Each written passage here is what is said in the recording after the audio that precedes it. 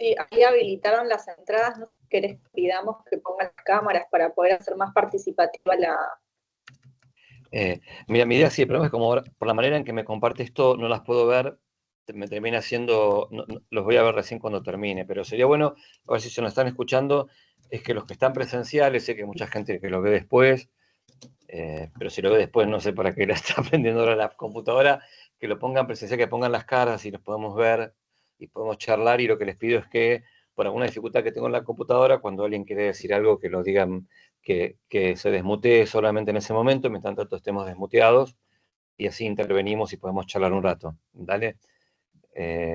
Estamos acá todos con ya la tercera clase de estas 4 clases de redacción de sentencias penales. Es para nosotros un honor estar acá, tanto para Mara como para Manuel como para mí.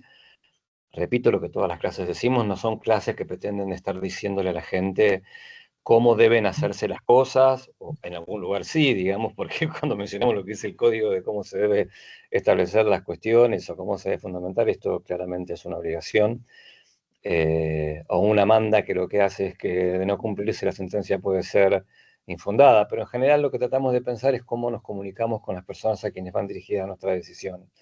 Eh, Notarán que a pesar de que cada clase tiene como un eje central, en algunas se van como repitiendo algunas cuestiones que tienen que ver sobre todo con algo que nos pasa tal vez cuando vemos teoría del delito, esta idea de acción típicamente jurídica y culpable, que es que uno termina finalmente repitiéndolo en varias clases, pero porque esto es como la idea central que uno debe tener, llevarse de esto. La idea de reacción a sentencias penales es algo que a mí me parece que hasta es terapéutico. Si esto fuese una sesión de terapia sería a lo mejor algo más parecido, pero también esta idea de pensar, che, tengamos conciencia de que los demás de que estos mensajes son relevantes. Digamos, si lo que la ley dice es relevante y si lo que los jueces decimos es relevante, esto debe ser no solo entendido por otro, debe ser cumplido por el otro. Y para que sea cumplido debe ser entendido, es casi una especie de la recreación básica del principio de culpabilidad, digamos. Y como nos cuesta tanto a veces todo esto, nos cuesta tanto, por ejemplo, en mi condición, yo en la Cámara estoy, por ejemplo, hay varias vacantes, entonces uno se reencuentra, primero con este problema, un problema que es que cuando el redactor hace la sentencia y cuando la sentencia la hace el juez, o la jueza o la redactora, digamos, ¿no? Uno está pretendiendo acá, claramente, no podemos ir tan atrás como para pensar en los casos donde hay jueces o juezas que nunca escriben nada y que los redactores o las redactoras les hacen la sentencia y solo la firman, porque esto ya no es un problema de redacción de sentencias, es un problema de honestidad intelectual y es un problema de trabajo, digamos. Si la realidad del trabajo de cada uno de nosotros es esa, lo que le bastaría a cualquiera de los que están en este grupo es decirle, che, al relator, mira este curso y hace lo que esta gente dice. Lo que se supone es que nosotros somos personas de derecho, que el derecho es nuestro lenguaje, y que está hecho que está formulado en lenguajes naturales y que tenemos que ser claros en lo que decimos.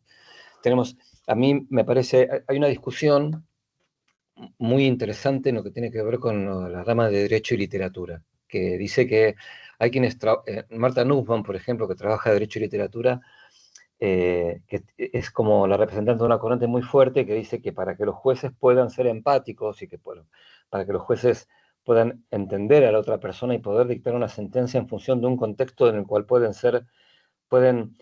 comprender cuáles son las circunstancias y las vivencias de cada uno, la literatura se convierte en un instrumento fundamental. Que leer, no sé, textos clásicos, textos donde me encuentro con personas que tienen temor, con personas que cometen delitos, con personas que aman o que odian. La ficción me permite volar hacia otros universos en donde mi contrato con la ficción me permite estar en la piel del otro. Y esto, dicen algunos autores, Marta Nussbaum en particular, nos permite ser más empáticos también en el momento de resolver. Esto es una discusión que yo tengo con varias personas. Hay un personaje de Shakespeare que leía, de Borges creo que lo vi cuando una vez que leía Shakespeare, y sin embargo era jefe de un campo de concentración, o subjefe de un campo de concentración. Pero sí es cierto que a lo que apunta esto es algo parecido a lo que en algún punto apuntamos acá, ¿no? En algún punto digo, porque también hablamos de las cuestiones básicas de la forma de escribir del idioma castellano. También hablamos de cosas de razonamiento. Dijimos al principio de estas reuniones que no todo, que acá hay una mezcla entre taller literario, entre curso de fundamentación de sentencias, entre exigencias de conocimientos de cuestiones legales básicas sobre composición de una decisión judicial. Pero bueno, lo central es entonces que podamos de alguna manera convertir esto en un idioma que nos facilite a nosotros entendernos a nosotros mismos, porque ya lo mencionamos la vez pasada, a veces no entendemos lo que nosotros mismos escribimos. Hablando de relatores, uno a veces escribe algo y viene el relator y dice, no entendí lo que escribiste, y uno lo lee y dice, yo tampoco entiendo lo que escribí, no solo por la letra, no sé qué quise decir, me falta un verbo. Entonces, ¿de qué manera esto puede ser, superado, digamos, ¿no? Y uno de los problemas graves que tenemos, y que la vez pasada hablamos un poco de inteligencia artificial, y ahora vamos a ver si se quiere a una práctica que está muy arraigada, pero que ya es vieja, que es el de copiar y pegar, ¿no? La necesidad, es decir, primero, de una segunda lectura, cuando uno copia y pega, es mucho más común. Dijimos la vez pasada la idea de que en una resolución aparezca el nombre de otro, aparezcan constancias de otra causa, aparezca el número de una causa inexistente. A propósito, creo que lo conté esto, Garay cuenta en su libro sobre antecedentes de la Corte, él trabajó mucho las cuestiones de la Corte Federal, y que hubo un ministro de la Corte al que una vez le planteó, doctor, este fallo que usted está citando no tiene nada que ver con lo que se dice. Y él le dijo, ¿usted cree que alguien lo lee?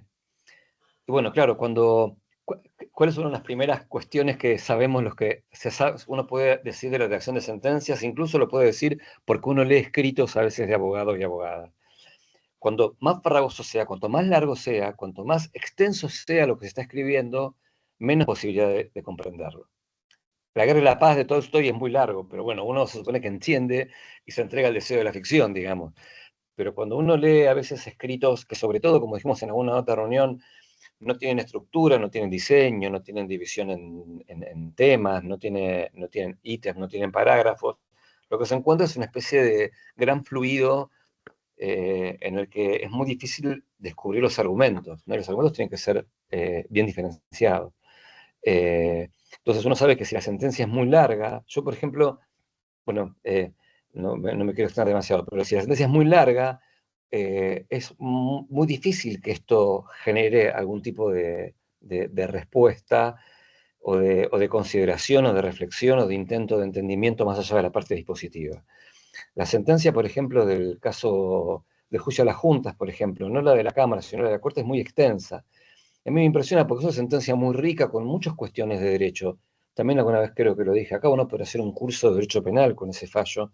Pero un tiempo es tan largo que cuesta mucho, es muy refractario a la lectura, porque uno tiene que arremangarse y entrar a una lectura muy difícil, ¿no? Y lo que tiene el copiar y pegar muchas veces, como también lo dijimos en algunas de las reuniones, es esta idea de que nos quita algo de lo que hablamos de inteligencia artificial también. Nos quita la reflexión sobre lo que estamos diciendo porque copiamos y pegamos declaraciones completas, por ejemplo. Declaraciones completas que a veces, como dijimos la vez pasada, son copias textuales de la otra, pero que a mí como decisor lo que hace es me limita en la capacidad de análisis. A ver si lo puedo decir de esta manera. Si cada vez que nosotros vamos a establecer que los testigos de cargo su testimonio es válido por aquello que dijo en un juicio o en un procedimiento escrito, voy a transcribir en su totalidad lo que la persona dice, es muy difícil establecer qué de lo que ella dice está de alguna manera siendo relevante para la decisión. Y esto no solo dificulta al que lee, crea en quien escribe la sentencia una menor exigencia de entendimiento, una menor búsqueda de aquello que quiere decir, una limitación en un fundamento que tiende a diluirse. También no sé si lo mencioné en otra clase, hoy estoy como eh, muy dudoso de aquello que yo mismo dije. Este trabajo de Fusito, donde decía de una sentencia que no había sido recurrida por las partes porque no se entendía lo que decía. Porque uno no sabe que decidió algo, pero no sabe por qué lo decidió. Y esto pasa muchas veces en decisiones que son muy farragosas, en donde evaluamos a los testigos de esta manera. Cuando el procedimiento es escrito, la evaluación del testigo es la evaluación de lo que está escrito. ¿Está bien? Yo no puedo evaluar a un testigo por lo que dice el texto. No puedo decir que es creíble por lo que dice el texto. Sí puedo decir que tiene cierta consistencia interna, pero fíjense qué interesante. Cuando un testimonio es escrito, la consistencia interna también la da el que está recibiendo la declaración. Porque el que está diciendo la declaración quiere, pero no lo digo malamente, quiere que lo que escucha tenga coherencia. Entonces es altamente probable que si la persona dice, por ejemplo, y después fui con Juan, y el testigo, y entonces el que le está tomando la cosa dice, pero usted antes dijo a Pedro, ah, no, cierto, este es Pedro, en la escritura no va a aparecer este error, que a lo mejor en un procedimiento oral aparece como una laguna o como un lapsus que puede dar a entender algún tipo de equivocación, de falsedad o de falta de seguridad, digamos. Entonces, hay algo en cómo valoramos testimonios, en cómo los pasamos por escrito y la diferencia entre un juicio oral, donde uno escucha al testigo, donde también esto no es ninguna garantía. Todos sabemos que escuchamos un testigo en un juicio y uno dice que le cree y otro no le cree. Pero al menos lo que hay es una percepción directa sobre lo que los testigos dicen. Hay mucho escrito sobre psicología del testimonio, mucho y muy serio, sobre las condiciones en que un testimonio puede ser creíble o no. El problema es que hay muy pocos especialistas sobre esto. Este es el problema. O sea, que esto sea así no quiere decir entonces que porque nosotros escuchemos a un testigo vamos a tener la capacidad para descubrir este tipo de falencias. Quienes estudian fuertemente la psicología del testimonio, la manera de pensar, la actitud en la que la persona habla, la manera en que confecciona sus oraciones, esto es probablemente muy eficiente, pero de nada sirve decir que esto existe si después no tenemos profesionales que lo pongan en práctica, ¿no? Eh, una cuestión que también está ligada a cuestiones que vimos antes es algo que en un momento mencionamos y que es si es importante o no mantener una línea de jurisprudencia. Cuando escribimos una redacción, por ejemplo, la famosa pregunta que el juez le dice a los que trabajan con él, ¿y yo qué digo en esto? O en el momento en que el juez decide seguro esto y viene una persona que trabaja con él y le dice, pero, doctor, usted hace 6 meses dijo lo contrario, o esta causa por la que ahora usted resuelve esta prisión preventiva, en la excarcelación dijo una cosa que de alguna manera se opone. Entonces uno dice, bueno, primero bueno, cuando la conoces en una misma causa es evidente que uno ahí debe analizar qué es lo que está ocurriendo con la decisión que toma. Es lo que decíamos que contaba Kahneman en los sesgos y en otras, no son los sesgos, sino en las consecuencias de si estoy contento, si estoy triste. A mí me parece que esto es bueno, a todos nos pasa, de tomar una decisión en una causa que estamos trabajando durante un tiempo, dejarla el viernes, retomarla el lunes y percibir que la decisión que uno está tomando ahora es distinta que la que tomaba el viernes, sin que las cosas se hayan modificado. Ahí, Perdón, Leo. sí. Una cosita que te quería agregar a esto de mantener una línea jurisprudencial que a todos, ¿no? Se los comento en vinculación con lo que habíamos hablado de la inteligencia artificial. Vieron que ahora están publicadas todas las sentencias. Se publican la totalidad de las sentencias.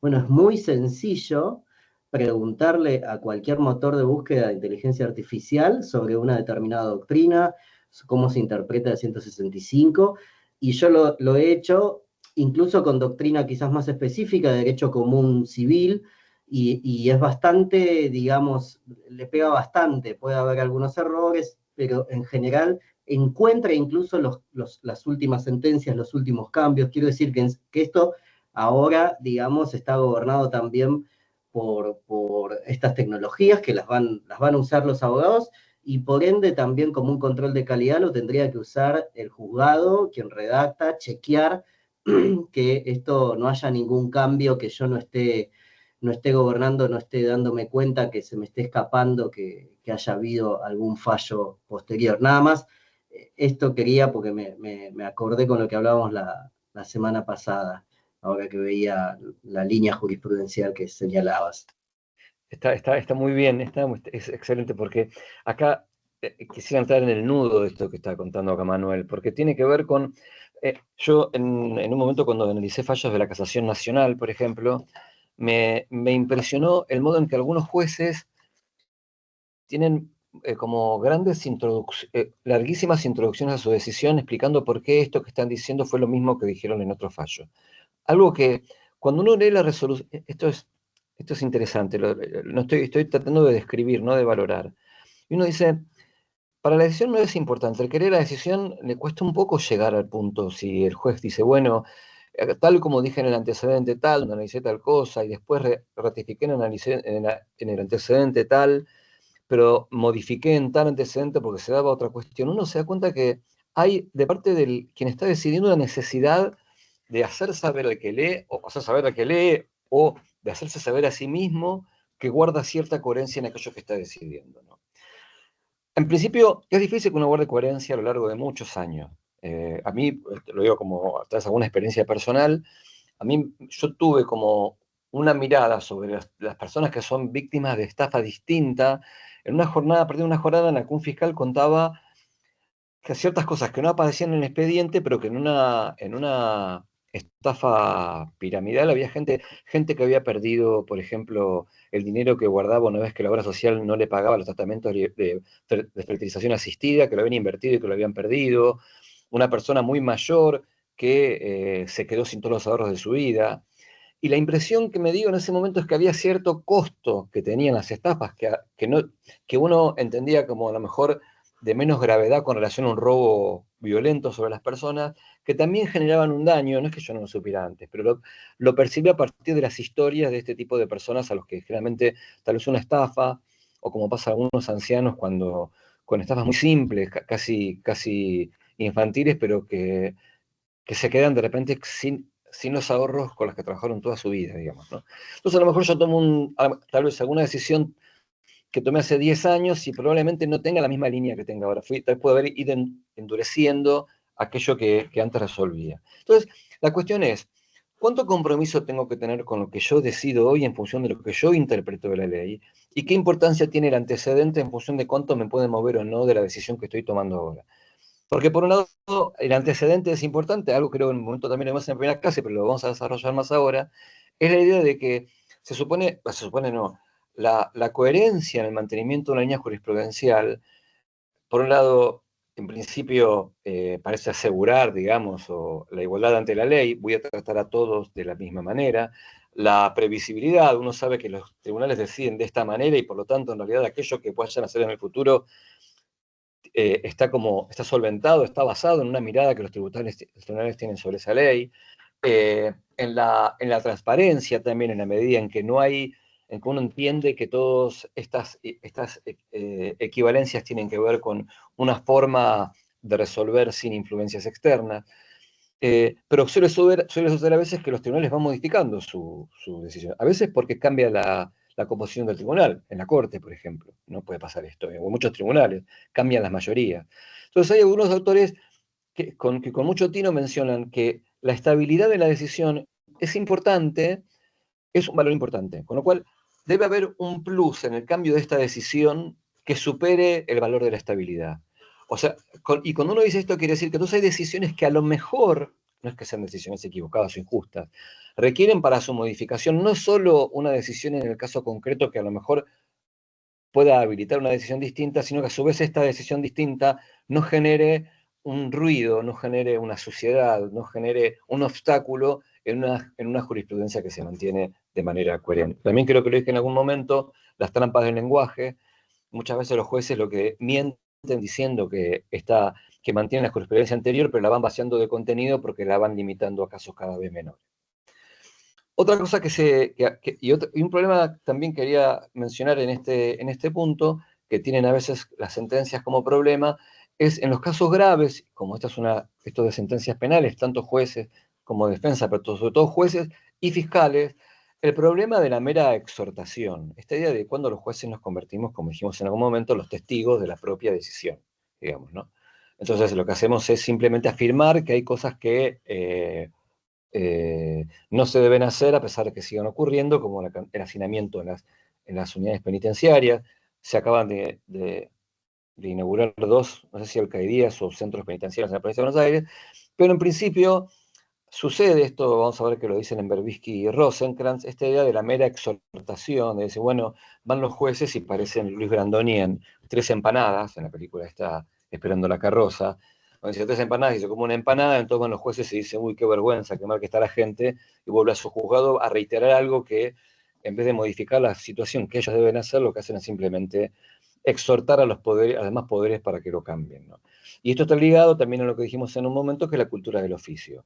También la fantasía de que cuando un juez oficia, con esto termina su función, sabiendo todos hoy que un oficio no quiere decir que las cosas ocurran, que un oficio se puede quedar ya no en una canasta, pero sí en una a lo mejor una papelera dentro de una computadora, o que decir que, o decir que a una persona le den tratamiento psicológico en una unidad penitenciaria no es que a una persona le den tratamiento psicológico en una penitenciaria. Y cuando uno lo dice y sabe que, digamos, ignorancia deliberada, en muchas unidades no hay psicólogos para atender a una persona, porque la unidad, no sé, en Florencio Varela, o alguna de Florencio Varela, o hay una de, bueno, no me acuerdo cuál, que en general está superpoblada, donde en general es imposible que una persona tenga un tratamiento. Entonces esta exhortación a que la persona trabaje, estudie, donde no hay cupo, donde no hay tratamiento, son en realidad oficios que pueden tranquilizar la conciencia de que nos envía, pero que no modifican la realidad, que están obligados a modificar. ¿Y qué pasa con esta realidad que vamos a entrar ahora acá con lo que tiene que ver con un punto de la cuestión carceraria, de la cuestión de la justicia penal y tanto también de los fiscales y de la defensa, que es de qué manera se puede poner coto a una situación que es lamentable en la provincia de Buenos Aires, y no solo en la provincia de Buenos Aires, sino en general en casi todo el mundo, a pesar de que en el norte global, como le dicen, ha bajado un poco la cantidad de personas detenidas. Hay algunos trabajos, porque entre 2015 y 2020 hubo bajas de personas detenidas simplemente efímeras en Chile y en México, en general en Latinoamérica las cárceles crecen, o mejor dicho, las cárceles no crecen, la gente que está dentro de la cárcel en cantidad crece. Y entonces lo que se llama litigio colectivo, esto es, y acá es más difícil un litigio colectivo llevado adelante por un juez unitario, todos sabemos que en la provincia de Buenos Aires el habeas corpus que llevó el juez Eskenazi durante mucho tiempo no tuvo el efecto que después sí tuvo cuando lo asumió la Corte como una obligación, incorporando a la casación en lo que tiene que ver con el control de las comisarías, digamos. Entonces, hay algo que es importante pensar, que es, en principio, que los habeas corpus colectivos y correctivos están incorporados en nuestro sistema a partir del fallo Berbisky. El fallo Berbisky fue un fallo señero, vamos a decir esta palabra, en el año 2005, cuando impuso la necesidad de que los jueces revieran las condiciones de detención de las personas en las unidades penitenciarias, ¿no? Y en las comisarías. Y Brown versus Plata, que es muy famoso en realidad y que obligó a los Estados Unidos, a California a bajar entre 60 y 80 mil detenidos, fue un fallo dictado por la Corte Suprema de Estados Unidos en Brown versus Plata, que es muy conocido, posterior al de la Corte Argentina, y que tuvo un efecto súper interesante. No siempre generando que las cárceles estuvieran mucho mejor, pero sí generó sí, hay una diferencia para mí abismal hasta ahora, y que lo vamos a ver en el último Berbisky, entre los fallos internacionales y lo que hacemos en Argentina cuando dictamos emergencias penitenciarias. En los fallos internacionales, cuando en general, o en el fallo Brown versus Plata, se determina que hay una superpoblación de personas detenidas y que esto debe cesar, los tribunales lo que hacen no es simplemente llamar, el Poder Ejecutivo en Argentina dicta una emergencia penitenciaria y a partir de esto lo que hay es, se puede llamar a penitenciarios que están jubilados, se puede comprar sin licitación, se pueden hacer un montón de cosas, pero no se dice qué se va a lograr en cuánto tiempo y quién lo va a hacer y con qué metas. ¿Está bien? Entonces en 2005 hubo un primer movimiento que generó una meseta muy importante, tan importante que se nota no solo en los gráficos de la provincia de Buenos Aires, sino de la nación en general, de una baja de presos durante unos 6 años más o menos, o una baja o un mantenimiento. Donde la Corte lo que hizo algo muy interesante, que es, la Corte asumió el habeas corpus colectivo, mejor dicho, le hizo lugar y ordenó que cada juez se hiciera cargo de las condiciones en las que estaban sus detenidos. Y voy acá a decir algo que creo que es muy difícil y quisiera que lo podamos entender, o que yo entiendo que es así y que quisiera que lo pudiéramos entender. Como los tiempos se van cambiando, digamos, Berbisky del 3 de mayo de 2005 dijo algo que si hoy dijera, a lo mejor sería inocuo, si lo dijera en los mismos términos. Cuando en 2005 la Corte dice, no se puede rechazar este habeas corpus, esto es, y con el capital político que tiene la Corte, que lo que hizo es obligó a la provincia de Buenos Aires a modificar su ley procesal, que era las limitaciones a la excarcelación en la época que había fijado Rucau, cuando llamó a una mesa de diálogo, cuando el servicio penitenciario envió a todos los jueces un plano con las cárceles, con la cantidad de personas en las cárceles, con las condiciones en que estaba detenido, la Corte hizo un movimiento novedoso para ese momento, que generó una respuesta proactiva de los jueces interesante, digamos, ¿no? Hoy esa misma decisión no tendría ¿y por qué necesitamos un lenguaje que sea performativo, un lenguaje que pueda ser operativo sobre la realidad? Si la Corte dictara esta decisión hoy, esta misma decisión, no la que tomó en el 222, sino en la Corte Federal, perdón, en la que si tomara en el 2022 o el 2005, tal vez sería inocua, porque en el medio hubo un montón de habeas corpus colectivos, en donde si ustedes analizan la manera en que se fueron desarrollando también en el momento del COVID, el habeas corpus colectivo pasó a ser una especie de medida, primero, a chocarse entre los diferentes habeas corpus, por eso se había creado la Secretaría de Derechos Humanos para evitar este choque de decisiones sobre las corpus en diferentes unidades penitenciarias. Pero lo que generaba es que llegó un momento en que si un tribunal, una cámara, por ejemplo, no hacía lugar al habeas corpus y lo remitía a cada un colectivo para que cada juez decidiera, o hacía lugar al habeas corpus colectivo y remitía a cada juez para que decidiera, la decisión terminaba siendo la misma. Había una especie de modificación de los términos donde no hacer lugar al habeas corpus, que esa manera, ¿qué hacía no hacer lugar al habeas corpus? Me cerraba los plazos que yo tengo en el habeas corpus y me permitía pasar esto a un modelo de ejecución penal, mucho más burocrático, mucho más lento y mucho más ligado a reglas procesales más complejas, si se quiere, o con ritos de pases en vista mucho más ordinarios, digamos. Si yo lo mantengo como habeas corpus, me sigue persiguiendo el plazo, aunque también otro fenómeno que ocurrió es que el habeas corpus pareció también empezar a elastizar los plazos en los que debía ser cumplido. Pero entonces es interesante esto. El lenguaje fundacional de Berbisky de 2005, hoy un fallo equivalente de la Corte Federal debiera decir otra cosa. Porque si dijera lo mismo, caería en... A ver, pasó lo siguiente. Durante un tiempo hubo mesas de diálogo, durante un tiempo se puso el foco en las medidas en las reglas procesales, quedó en claro el marco mínimo, pero al irse desgastando esto que se siguió llamando igual, pero se empezó a desgastar y dejó de tener fuerza, hoy, si lo dijera la Corte, no tiene la fuerza de la primera decisión, sino que tiene la fuerza amenguada del tiempo posterior. Pero es interesante pensar cómo debe resolver un tribunal, y de nuevo, con qué lenguaje normativo. Cuando uno lee algunos de los fallos del primer momento del inicio de la democracia de Petracchi en la década del 80, uno encontraba que Petracchi lo que era consciente en que estaba fundando un lenguaje constitucional nuevo, un lenguaje que expresara aquello que después de la dictadura importaba el renacimiento de una república que evidentemente lo fue, porque ya pasaron más de 40 años y tenemos república, y antes esto nunca había llegado a ocurrir, digamos. Pero era muy interesante leer esos fallos por el lenguaje que planteaban.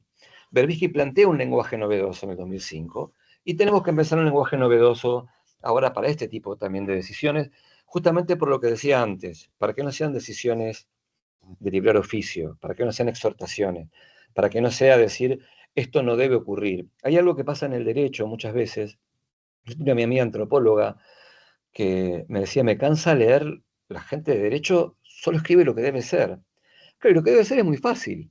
Si yo agarro unas normas, por ejemplo, la norma de reglamento de tratamiento de los reclusos, y escribo un tratado sobre eso, todo es principios deductivos. Están las normas y yo digo todo lo que debe ser.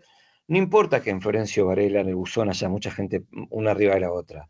No importa que en las comisarías de la Ciudad de Buenos Aires no haya espacio siquiera para respirar. Lo que importa es cómo yo construyo, como en mi discurso normativo, la idea de que, por ejemplo, los procesados deben estar separados de los condenados. No importa que no estén separados, esto es lo que yo digo, ¿no? Entonces, ¿de qué manera el lenguaje de los jueces puede acercar estos dos universos más que alejarlos? En Brown versus Plata, lo que la Corte de Estados Unidos impuso por mayoría, la minoría decía, esto va a ser un infierno, vamos a largar presos, va a haber inseguridad. Y lo que hizo la Corte es le puso a California un plazo de 2 años para que bajara la cantidad de presos, y después se lo amplió por 2 más. Torreggiani contra Italia, el Tribunal Europeo del 8 de enero de 2013, también fue un caso que llegó por situaciones de hacinamiento de 2 personas detenidas en Italia, y el Tribunal Europeo le impuso a Italia, durante un plazo determinado, bajar la cantidad de detenidos. Imponer el plazo, establecer cuáles son las políticas que deben llevarse adelante, los instrumentos mediante el cual esto se va a poder tener un resultado. Esto es el sentido de una sentencia. No simplemente decir, acá hay hacinamiento, esto es inconstitucional, cambiarlo, porque no va a cambiar de esta manera, y no está cambiando.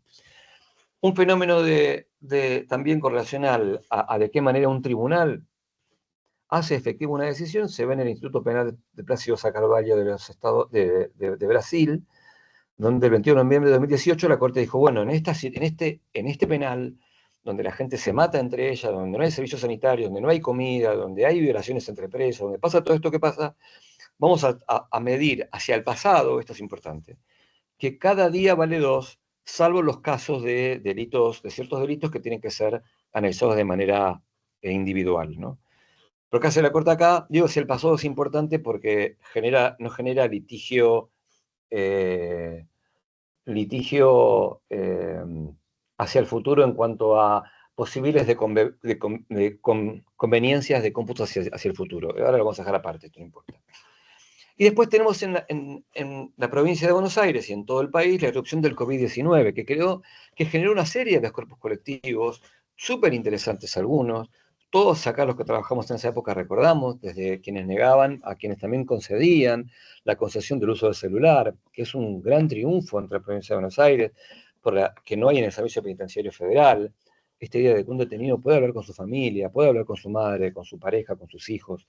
Contaba una especialista en el CEP trabajamos en un capítulo de un podcast con una investigadora de Santa Fe, donde yo no sé si ahí estaban, creo que se habían autorizado en el momento los celulares o no estaban autorizados si era ilegal, pero ella contaba que en un momento habla sobre las visitas a las cárceles y sobre de qué modo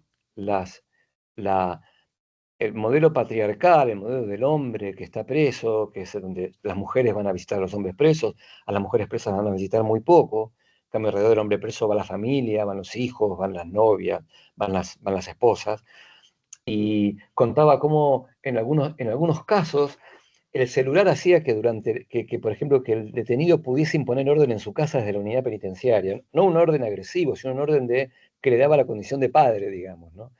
Esto no es, más allá de lo que podemos pensar de este modelo familiar, lo cierto es que el uso del celular genera muchos más beneficios que perjuicios, y el hecho de que se cometan delitos teniendo celulares en determinadas unidades carcelarias, lo que se puede ver limitado es lo que ocurre en la provincia de Buenos Aires con la identificación del celular y de los datos necesarios para saber de dónde viene la llamada. Pero con el COVID también hubo habeas corpus para que hubiera lavandina, para que hubiera lugares, posibilidades de limpieza. Y esto fue lenguaje judicial convertido en resolución, haciendo lugar a situaciones muy difíciles durante el COVID y que generaron, yo creo que habría que hacer un trabajo sobre lo hicimos en el CEP en un momento en la facultad, sobre el lenguaje de los habeas corpus colectivos, la eficiencia de estos habeas corpus y los diferentes escenarios que se provocaron a partir de las decisiones tomadas durante el COVID. Algunas muy pocas. Todos sabemos en la provincia de Buenos Aires lo que pasó con la decisión de Violini, estamos de acuerdo o no, en un habeas corpus único, digamos que resolvió de manera unipersonal y que después la Corte, a pesar de no haber denegado, esto de nuevo el lenguaje, acá, perdón, está Manuel, que me acuerde, pero esto es el lenguaje judicial, no sé si lo vimos la vez pasada. Los presos durante el COVID, si estamos de acuerdo o no, estemos a favor de ello o no, presentan un habeas corpus colectivo por la situación en la que se encuentran a raíz del aislamiento social obligatorio. Y la situación de hacinamiento. Presentan un habeas corpus. Resuelve Violini. Llega a la Corte y el efecto central de ese habeas corpus es que la Corte activa al legislativo para que dicte una ley de víctimas, con la que yo estoy de acuerdo. Pero el proceso de la ley de víctimas es el inicio de un reclamo de habeas corpus de personas detenidas. Entonces acá, de nuevo, entender el lenguaje en el que escribimos, entender de qué manera lo que decimos genera digamos, porque la Corte, en esta decisión de habeas corpus colectivo final, lo que hizo es, no pareció dar vuelta el habeas corpus de Violini, pareció ampliar su contenido en función de establecer nuevas reglas para poder evaluar los riesgos procesales o las condiciones de detención, que en la práctica importaron en ese momento un desinflar la salida de detenidos. O sea, fue un habeas corpus al que se hizo lugar de una manera tibia, y de esa manera tibia no generó ningún cambio en sí mismo, el de la Corte, como algo había general de Violini. Y lo que sí generó en su pedido al Ejecutivo y al Legislativo de una ley, no es que lo generó la Corte, pero sí es cierto que algo de lo más fuerte planteado en la parte dispositiva es que haya una ley de víctimas, y lo que hubo al poco tiempo, digamos. Esto para pensar qué decimos, qué sentido tiene lo que decimos, qué efecto produce en la realidad y qué es lo que estamos queriendo decir, ¿no? Si yo estoy queriendo decir, por ejemplo, una causa penal, que si yo quiero ampliar las posibilidades de que una persona acceda a una medida que morigere la prisión, y digo, bueno, se tiene que tener en cuenta su historia personal, se tiene que tener en cuenta el daño causado, la cantidad de partícipes, la cantidad de víctimas, los medios empleados. Cuanto yo más agregue, no digo que está mal, aunque sea razonable, pero es cierto que si yo estoy pretendiendo que con esto haya menos gente presa, esto no va a ser así. Tal vez tampoco sea lo contrario, pero uno tiene que ser consciente de por qué dice lo que dice. ¿Está bien? Y en Berbisky 2 lo interesante para mí, que por eso lo traía del 2021, es que tanto la mayoría que dice que bueno, el habeas corpus sigue abierto, esta foto es de una unidad en Tucumán, ¿no? Pero dice que el habeas corpus sigue abierto, y pasa revista de todo lo que pasó desde el 2005 al 2021, etcétera, etcétera, etcétera.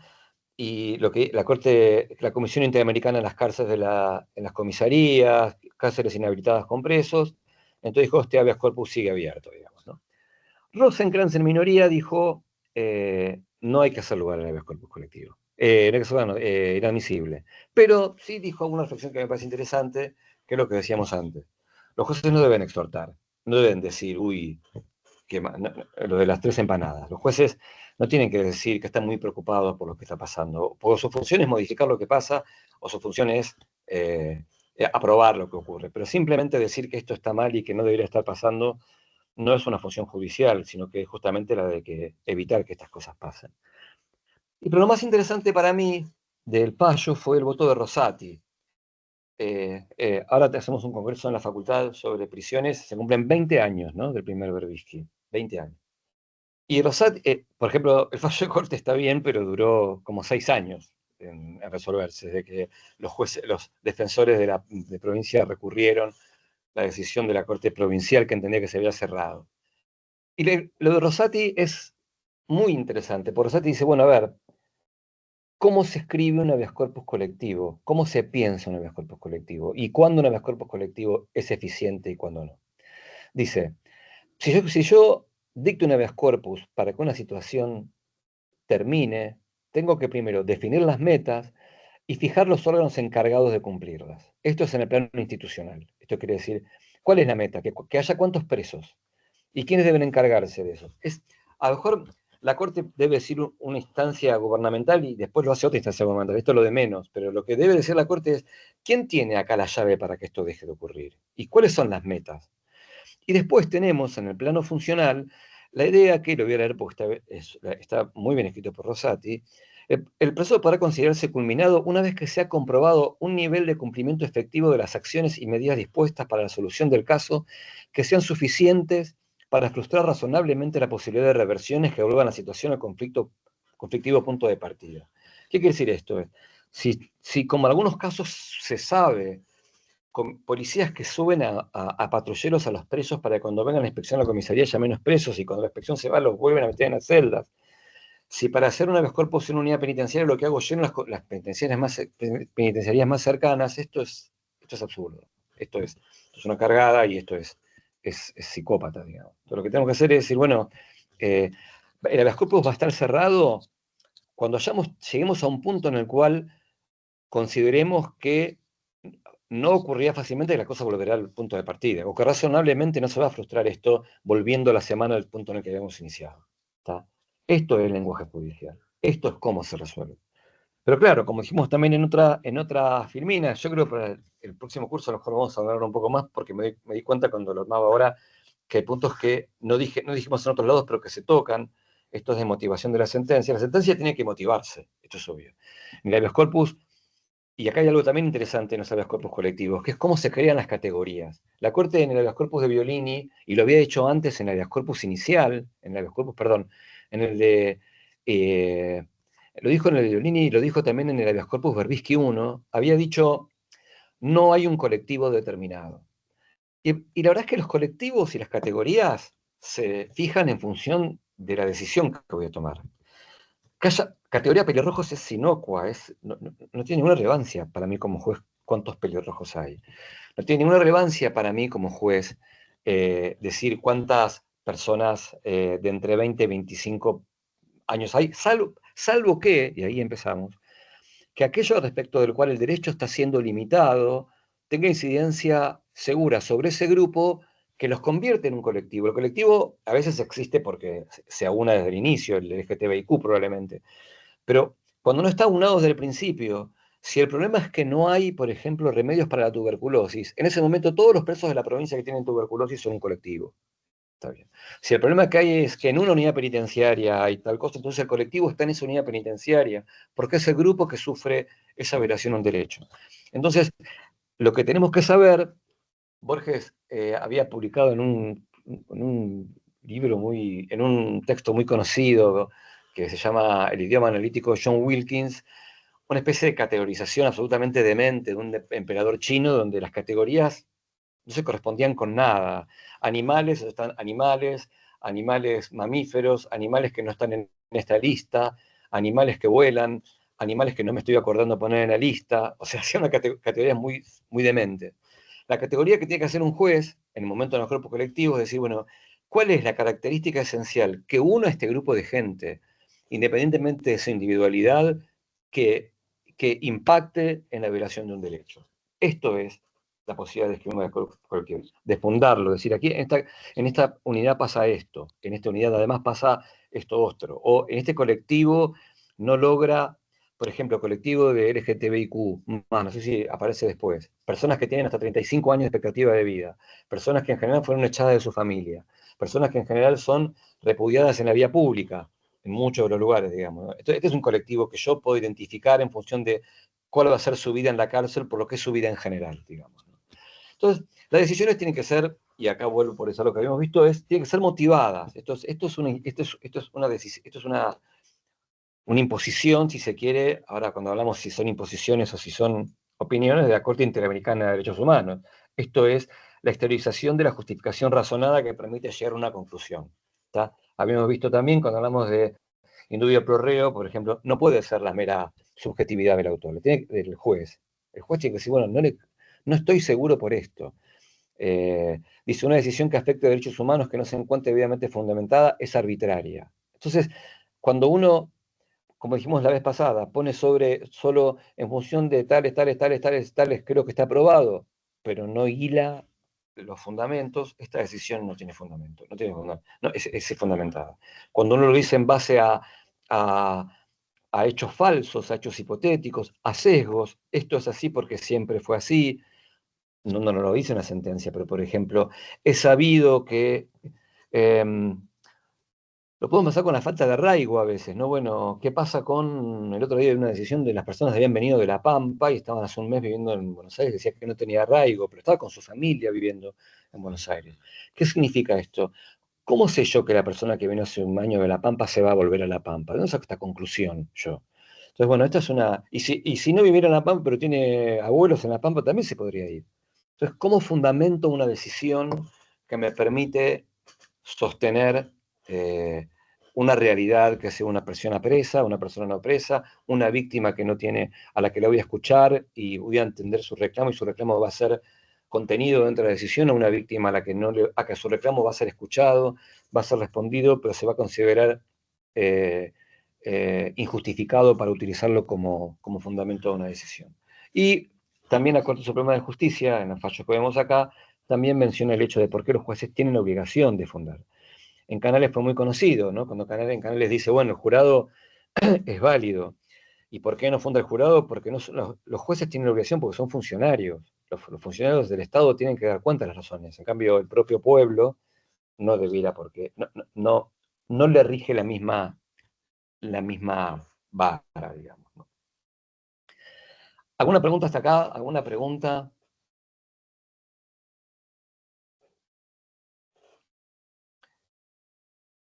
Vamos aquí entonces a volver a algunas de las cuestiones que también quedaron pendientes de otras de las reuniones, ¿no? Esta idea de...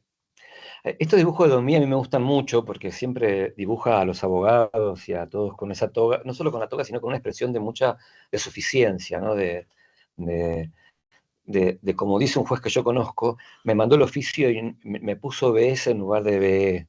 Y este es el problema del oficio. El contenido no importa, importa si me pusieron BE o BS, ¿no? Eh, entonces, cuando resolvemos la saturación de cita, cuando recurrimos, vieron que a todos nos pasa, esto está mal, o no sé si está mal, pero tiene que ver con las prácticas y para qué mentir si estamos tratando de ser lo más honestos posible, aparece a veces un recurso y a veces se copia y pega cuando son defensores oficiales, fiscales o jueces. Uno ya sabe que cuando diga Casal hay dos páginas que es solo cita de Casal y de Herrera Ulloa. Que cuando habla de riesgo procesal va a haber Gangarán Panday o lo que sean, o 296 o 297, no me acuerdo, de la Comisión Interamericana que justifica el baremo, la cantidad de pena. Es, es increíble, es increíble. Decisiones donde dice, bueno, la Comisión Interamericana fundó la cantidad de pena y después uno dice que, y por eso se justifica una prisión preventiva a personas que les queda un año de prisión o tienen una escala penal de 3 años de máxima, con lo cual no se entiende bien por qué este parámetro, que justamente en el caso no se aplicaría, sí aquí aparece como un parámetro que funda lo que cuando debiera fundar lo contrario. Pero la saturación de cita lo que hace es, de nuevo, ¿qué es? ¿Es necesaria la fundamentación? Yo no sé si lo conté acá, porque es un caballito de batalla mío, y que es una de mis grandes dudas con el derecho, uno de mis grandes problemas con el derecho. Yo mismo lo hago, ¿no? Uno cita, supongamos, una requisa personal de vida pública.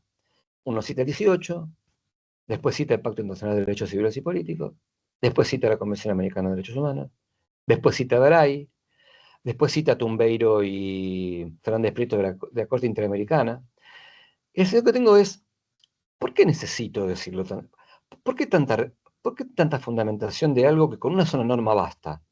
¿No? Cuando yo fundamento, por ejemplo, la inconstitucionalidad de un arresto y cito muchas normas que dicen lo mismo, cuando yo necesito, si el homicidio es el que mata al otro tiene 8 a 25 años, no necesito decir que hay otra norma que también lo dice y otra norma que también lo dice. Entonces a veces hay en excesiva fundamentación, uno no sabe si un escudo protector, si yo largo a mucha gente, prefiero tener este escudo con estas fundamentaciones anteriores.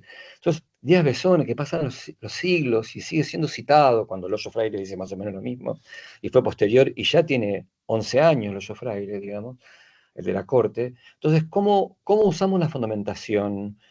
¿Cómo nos sirve? Si es un escudo protector de nuestra propia decisión, si es una manera efectivamente así de aclarar una situación que es equiparable a otras y que por lo tanto por eso cito este fallo anterior. Esto es una buena pregunta que nos podemos hacer. Después, renovación de cita.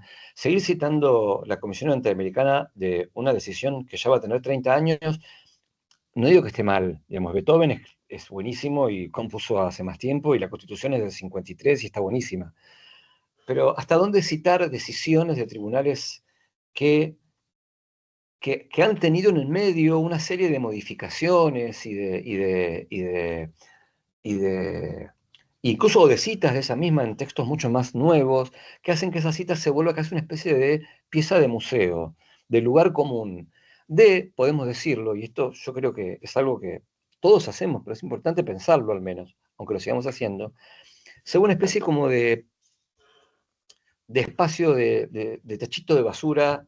No, techito porque se saca la basura. De golpe, bueno, acaba esto, entonces uno traslada la cita, no importa cuánto tiempo tenga. Yo hace poco eliminé una donde se hablaba sobre la necesidad de un informe del Comité de Derechos Humanos sobre la necesidad de que haya de que se utilice el monitoreo electrónico. Era un informe de hace casi de 8 años un secretario de un comité de derechos humanos, de no sé si era de OEA o de la ONU, cuando tengo ya la decisión de la Corte en Berbisky, la Corte Provincial, donde habla de la necesidad de la utilización de sistemas de monitoreo. Y muchas veces lo que es una innecesaria erudición, a veces por quienes escriben para publicar, a veces una especie de regodeo en uno mismo, ¿no? La profesión, yo estoy hablando más de jueces, tal vez porque soy juez, pero puede ir para fiscales y para defensores, pero el trabajo de juez, yo tengo un amigo que dice que si sos juez penal tenés que hacer terapia, sí o sí, porque estás decidiendo cosas muy fuertes. Y en algún punto tenés que tener un lugar donde poder pensar tus propias debilidades, porque sobre todo en el Código Viejo, ¿no? En el Código Viejo, donde el juez detenía, allanaba, tomaba indagatoria, dejaba preso, dictaba sentencia y después decidía la libertad condicional. Es casi ser Dios dentro de un Estado de Derecho. Entonces, hay un ego en muchos de los jueces, no digo que en todos, que uno a veces aprecia, ¿no? Incluso a veces el caminar, que es lo que hace Daumier cuando pinta a este hombre bajando por las escaleras, ¿no? Entonces hay fallos que son como espasa-calpe, fallos de la Corte donde uno encuentra que hay un regodeo de todo lo que pasó desde la Edad Media, lo ven Gramajo, lo ven algunos fallos de Zaffaroni, por ejemplo, sobre reincidencia, con que yo puedo estar de acuerdo o no, pero a mi opinión junta al fascismo italiano, con la esclavitud, con el racismo, con el holocausto, para decir por qué se persigue al distinto, y entonces uno se encuentra con que hay una especie de enorme tratado en el que yo puedo estar de acuerdo o no en el tipo de paralelos que se realizan, pero que es innecesario. Y después está el Payo y Ching, que es donde la Corte dice la reclusión está virtualmente drogada. Ahora lo explica más, pero en los primeros fallos decía está virtualmente drogada. Un instituto de drogación virtual que nunca había existido y sin saber por qué. O en el primer acosta también de probation de la Corte Federal. Principio pro homine. Bueno, eso no basta para decir que se aplica el cuarto párrafo como interpretación amplia.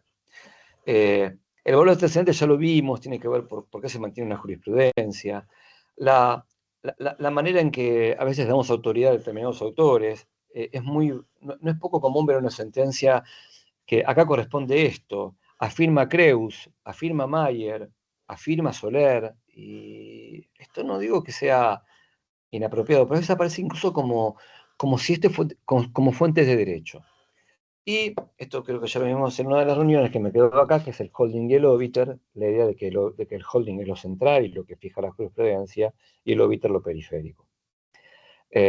Aquí dejé algo que lo vamos a pasar ahora porque es muy largo, que es de qué manera se escribe, lo mencionamos en alguno anterior, pero acá no es igual a lo que habíamos planteado sobre los gerundios, sino para explicar por qué a veces uno se encuentra con que un hecho descriptivo es un acta, ¿no?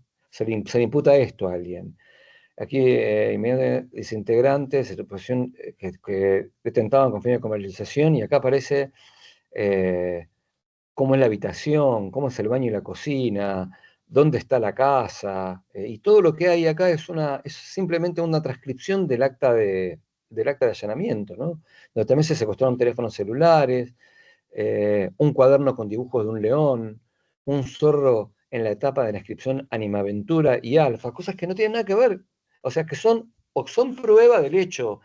Cuando al momento de empezar la prueba voy a decir, mirá, prueba del hecho es que en el secuestro también se secuestró este cuaderno donde están las anotaciones de las ventas, pero no es un hecho delictivo tener un cuaderno, será prueba del hecho delictivo, pero no puedo describir, no solo que la defensa dijera, hay un chiste de Woody Allen que dice, en dos películas, son muy parecidos. Uno es en La última noche de Boris Grushenko, donde él dice, me iban a fusilar a las 6 de la mañana, pero por suerte pidieron por mí y el fusilamiento va a ser a las 7. Y otro, Raúl lo pescaron, donde dice, me condenaron a 790 años de prisión, pero por buena conducta me bajaron a 530. Y acá hay algo parecido. Supongo que el defensor en la audiencia dijera, bueno, voy a probar que el cuaderno con dibujos no estaba, que el zorro de etapa de inscripción y aventura no es delito, que el alfa no generaba ningún tipo, no está dentro de la lista de estupefacientes y por lo tanto estas tenencias no son delitos. Es simplemente un poco diría un amigo, hay que poner un poco de onda, ¿no? Para decirlo de manera más clara, ¿no? Y los hechos quedan calificados Así, de nuevo acá, de función C y E del artículo 5, porque dice calificados como constitutivos de delito de tráfico, estupefacientes y tenencias con fines de comercialización. Y esto es muy interesante también, que me quedaba. Creo que en parte lo vimos la vez pasada. Son dos delitos, esto es un concurso real. Los eventos en plural son un delito de tráfico de estupefacientes y otro de tenencias con fines de comercialización por intervención de dos o más personas, etcétera, o la tenencia para comercializar y el tráfico son un solo delito, atrapados en un artículo 5 que lo que hace es recepta, digamos, proyecta su contenido sobre todas las etapas ligadas a la ruta de droga al menudeo. Vamos ahora de nuevo siguiendo con esto de cómo se escribe una sentencia, ¿no? Primero, los tratados internacionales no dicen nada sobre el caso concreto. Antes vimos tratados internacionales, pero lo que dijimos es que es porque los tratados internacionales o la Corte Interamericana afirma la necesidad de que sea fundado. Pero a veces se citan tratados internacionales donde en realidad es muy parecido a lo anterior, es la cita de doctrina, de jurisprudencia, de tratados, solamente para decir, por ejemplo, en texto, sobre todo en excarcelaciones y morigeraciones, por ejemplo, se ve mucho más. La cita es inacabada, sin saber por qué esta persona está detenida. Entonces, si una persona está detenida por, por hechos graves y con grave riesgo para la persecución, porque a lo mejor eso es entre familiares y con amenazas de que no cuenten porque si no se va a separar de la mamá, después mencionar durante páginas y páginas tratados internacionales no hacen a lo que se está decidiendo, ¿no? Esto de las reglas tienen que estar vinculadas al caso concreto. Acá se ve también, creo que lo mencioné la vez pasada, la nulidad. Es un clásico que cualquier decisión de nulidad, muchos tribunales dicen, bien es sabido que la nulidad no debe dictarse por la nulidad misma, sino en la medida, lo hablamos la vez pasada, que causa agravio. Y se cita, algunos hasta dicen, la nueva normativa del Código Procesal Penal de la provincia, que ya lleva décadas, si no me equivoco, ha establecido la necesidad, pero después en el caso concreto simplemente se dice, y no resultando el agravio de la defensa, pero no se analiza el agravio, no se analiza por qué en el caso concreto, con la defensa dice, lo decíamos la vez pasada, no pude presenciar la pericia cuya realización requería de un control del modo en que se lleva adelante. Esto, ¿qué agravio tengo que decir? Que yo no estuve presente, que no me escucharon, que yo no tuve voz ni voto en el momento en que se realizaba. Después la mera mención de parte de las partes, ¿no? Cuando se recurre a la sentencia arbitraria, y cuando es claramente la mera discrepancia. Y después acá tenemos un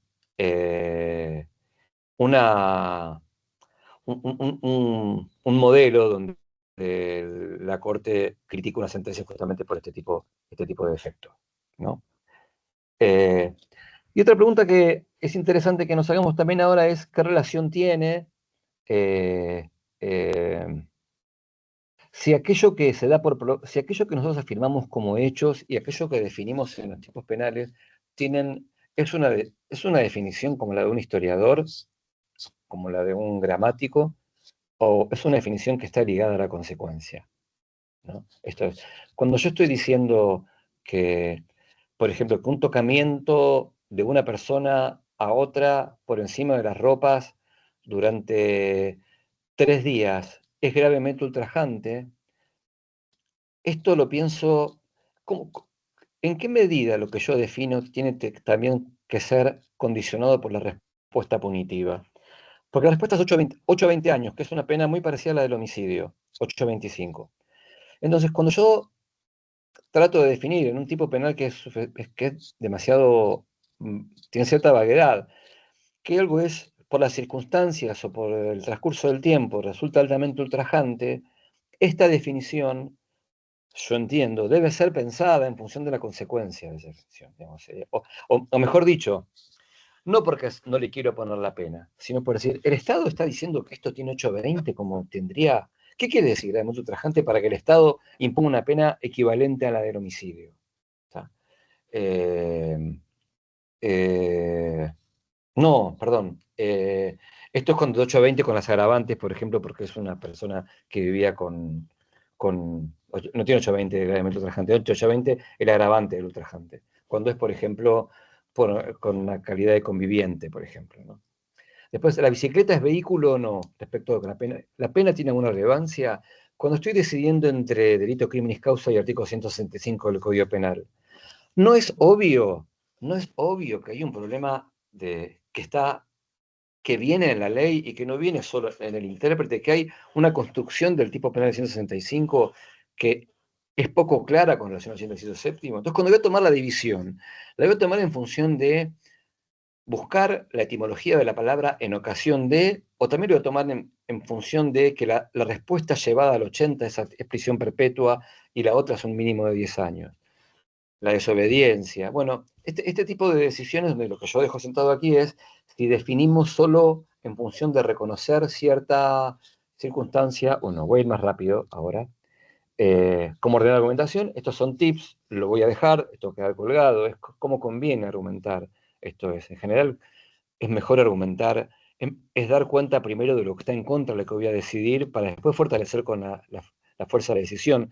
Esto es un tip, esto puede ser pensado distinto. Cuando nosotros recomendamos el libro este de Raymond Queneau, Ejercicios de Estilo, es para ver que uno lo puede decir de muchas maneras.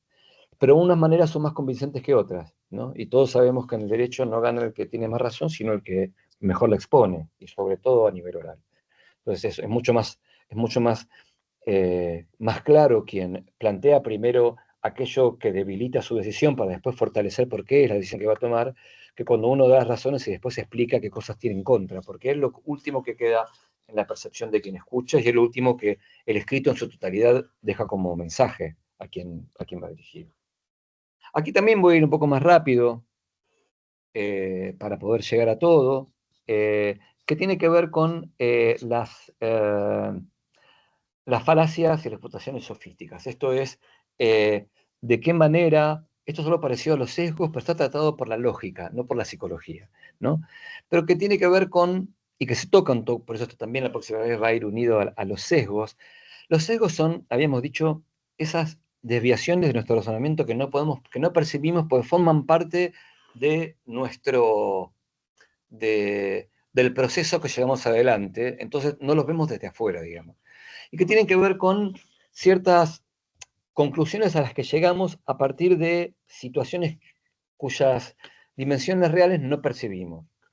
El ejemplo más claro era el sesgo de retrospectiva. Cuando ya pasó, tiendo a pensar que todos los alertas anteriores eran visibles y que por lo tanto hubo imprudencia. Pero ahí lo que hay es que yo ya tengo al muerto. Entonces ya me es más fácil pensar lo que pasaba antes. Hay un estudio sobre lo que ocurrió, por ejemplo, con el avión del APA, lo que habla de la degradación del sistema operativo, que es que lo que algunos autores mencionaban es que en ese momento los aviones todo el tiempo tenían alarmas. Y cuando las alarmas empiezan a funcionar todo el tiempo, el operador las deja de escuchar. Dejan de significar lo que significaban. Si todo el tiempo hay la gente que tiene, por ejemplo, un sistema de seguridad en la casa hipersensible y lo llaman cada vez que está fuera de su casa, empieza a quitar la relevancia a cada llamado de la compañía de seguro que le da la seguridad de la casa. Porque empieza a volverse cotidiano, digamos, ¿no?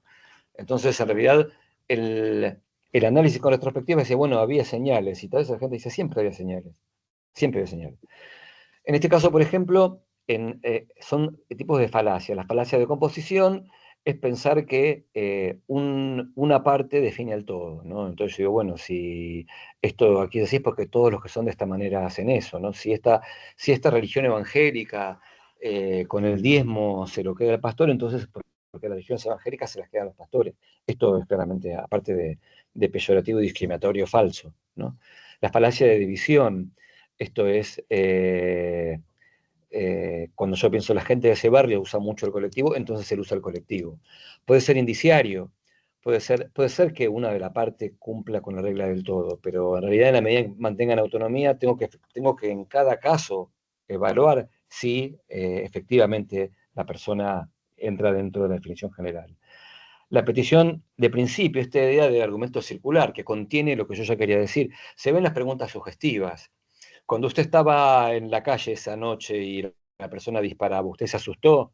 Estoy dando por sentado, digamos, el argumento aquello que la persona tiene que responder, que estaba en la calle en ese momento, ¿no? La falacia de ambigüedad, esta idea de que en el derecho pasa en el derecho. Vieron que hay gente que dice, no, estoy en contra de la igualdad ante la ley, porque no somos iguales. Y la cuestión es, ya sé que no somos iguales. Acá lo que se trata es de establecer reglas jurídicas que nos igualen ante el Estado con relación a nuestros derechos. No quiere decir que todos seamos iguales, está bien. De hecho, lo que ocurre a veces con las acciones positivas, con ciertas leyes de cupo, lo que hacen es que igualan aquello que era desigual, para que entonces sí el derecho nos trate como iguales, ¿está bien? Después la falacia de argumentación, que a veces creo que la usaba Milei en una de las discusiones parlamentarias, digo, en la época de las presidenciales. Esto es la apelación a quien dice lo que dice. Y acá yo creo que hay una tiene mala fama la falacia ad hominem. Yo creo que en la argumentación tiene algún sentido. Desde el punto de vista de lógica, del libro de Copy sobre lógica, yo no puedo decir que algo es falso porque lo dice Juan. Yo no quiero decir que, por ejemplo, en una época cuando era ¿qué es el que dice, bueno, ¿por qué yo voy preso si los otros que roban no van presos? En una época, en las discusiones entre amigos, cuando se hablaba del Poder Judicial que no pagaba impuestos a las ganancias, yo tenía un amigo psicoanalista y decía, bueno, pero vos tampoco facturás las sesiones. Claro, y él decía, lo que hacía era a lo mejor callarlo a él en función de que podía percibir cierta deshonestidad en lo que dice, pero en ningún momento esto solucionaba la cuestión. ¿Está bien? Pero sí es cierto que la falacia ad hominem deja de tener su valor negativo cuando lo que se pretende mencionar es que aquello que se está argumentando no tiene la importancia que el otro le da.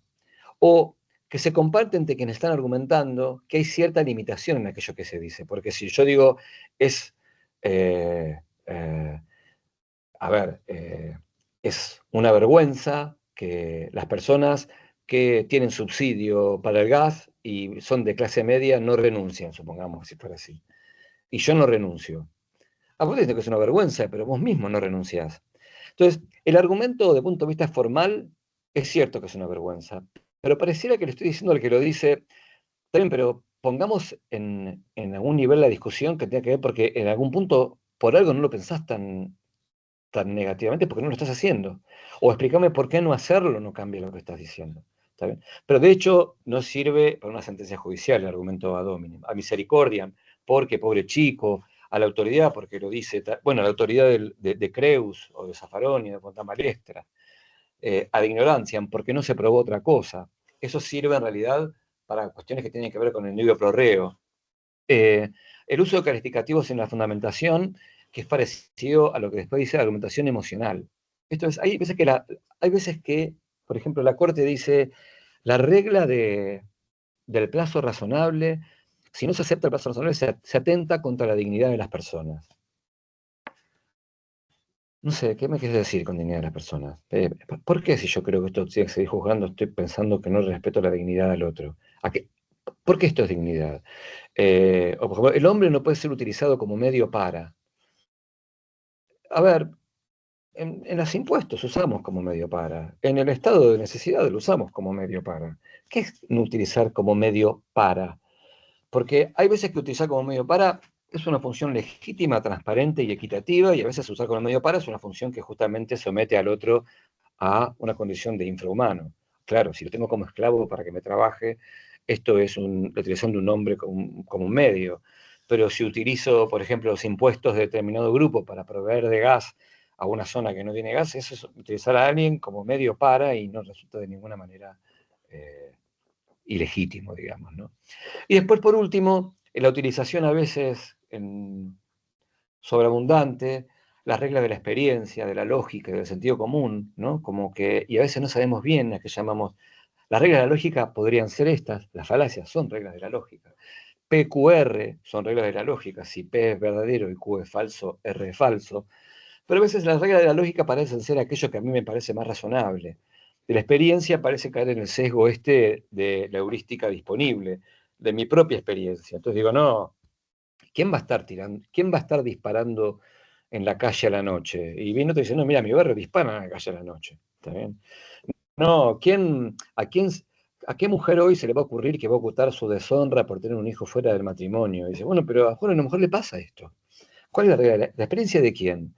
¿Y el sentido común de quién? Ya todo, siempre citamos un fallo de la pobre Catucci, que decía esto de en carrera, las personas que son inocentes de por sí quieren enseguida expresar su inocencia y no esperarían un minuto para dar su cuenta de lo que dicen en vez de esperar a que pase el tiempo para dar otra versión. Estos son reglas inexistentes, son reglas que nos fabricamos a nosotros mismos en nuestra propia campana de cristal en la que creemos que todos son como nosotros, ¿no? No sé si ella u otra persona, si cometió un delito, iba a confesarlo, pero al menos que queremos no solo gente que es como nosotros, sino gente que nosotros creemos y queremos que sean como nosotros queremos ser, digamos, ¿no? Eh, Ahora vamos a pasar a ciertas cuestiones que tienen que ver con las perspectivas, con ciertos estereotipos y prejuicios que se ponen en juego en las decisiones, especialmente en lo que tiene que ver cuando hay violencia contra las mujeres. ¿Mara? Bueno, sí. Bueno, la pregunta entonces que surge es por qué es importante considerar la perspectiva en la redacción de sentencias penales. Bueno, básicamente proponemos la incorporación de la mirada especializada para ver, para considerar las situaciones particulares que pueden atravesar cualquiera de los actores que representan el proceso. Puede ser tanto la víctima, la persona acusada, también puede ser un testigo que declare en el marco del proceso, y asumir las vulnerabilidades propias de cada uno de los grupos para integrar y poder prevenir de esa manera el estudio del caso anteponiendo la mirada del interlocutor que puede tener una distancia sustancial con la realidad y con las posibilidades de esta persona. Esto viene muy vinculado a lo que venís señalando recién, Leo, de estas expectativas o estas construcciones que pueden tener los jueces con relación a cómo debe actuar determinada persona. En general parte de la idea de la realidad que atraviesa a ese interlocutor, a ese juez o jueza en ese caso, que articula o construye pretensiones con relación a cómo debe actuar la otra persona, y cuando esa persona no actúa de esa manera, saca conclusiones posiblemente erradas. Ahora vamos a ir viendo cómo se va articulando esto, pero por otro lado, no puedo dejar de remarcar que la incorporación de la perspectiva satisface las exigencias del derecho internacional de los derechos humanos, al que está comprometido el Estado argentino, particularmente cuando hablamos de determinados grupos vulnerables como niños, niñas y adolescentes, mujeres y disidencias. Tenemos pactos específicos que incorporan o exigen la incorporación de la perspectiva para el tratamiento de los casos, que además, y no solo está existe imperativo del derecho internacional de derechos humanos de valorar los casos incorporando las perspectivas, sino que además redunda en una mejora de la calidad de las decisiones judiciales. Vamos a ver que la incorporación de la perspectiva en el tratamiento de los casos tiene varios impactos concretos, podemos resaltar algunos que nos van a gustar particularmente. El primer aspecto, quizás el más importante, tiene que ver con el impacto en la valoración probatoria. Le adelantó la idea del estereotipo y cómo ese estereotipo puede impactar de manera defectuosa en la valoración probatoria.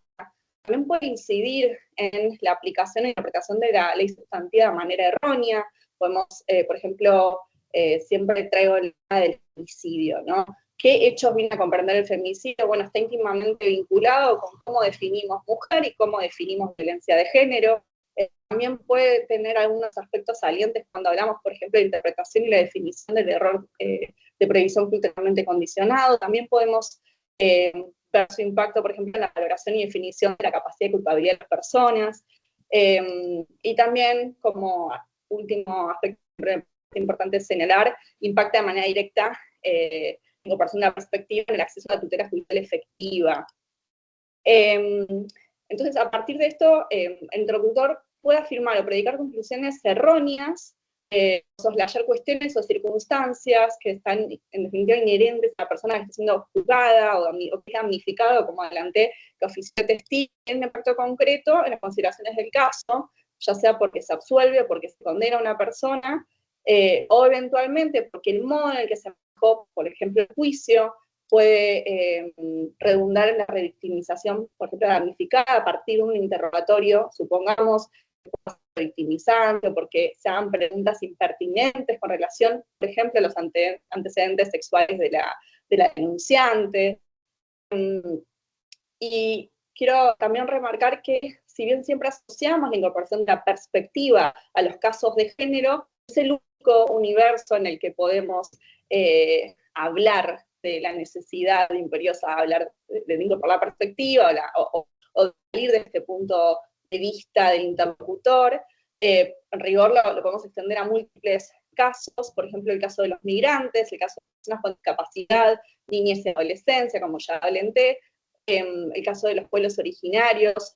También podemos hablar el caso de vulnerabilidades socioeconómicas, contextos de pobreza, por ejemplo. Y cuando hablamos de género, no hablamos únicamente de la mujer en términos biológicos, sino hablamos de todo el universo de casos en donde tanto el sexo, el género o eventualmente la orientación sexual pueden redundar en desigualdades. Más adelante vamos a hablar, por ejemplo, del caso particular de la población trans, y cómo podemos ver el impacto, ¿no?, de la necesidad de incorporar la perspectiva. Bueno, por ejemplo, cuando nos planteamos por qué en determinados casos la mujer no se va del hogar violento, por qué la mujer no se resistió frente al accionar del abusador, por qué no lo denunció antes, por qué no salvó a sus hijos del hogar donde convivían con el hombre violento.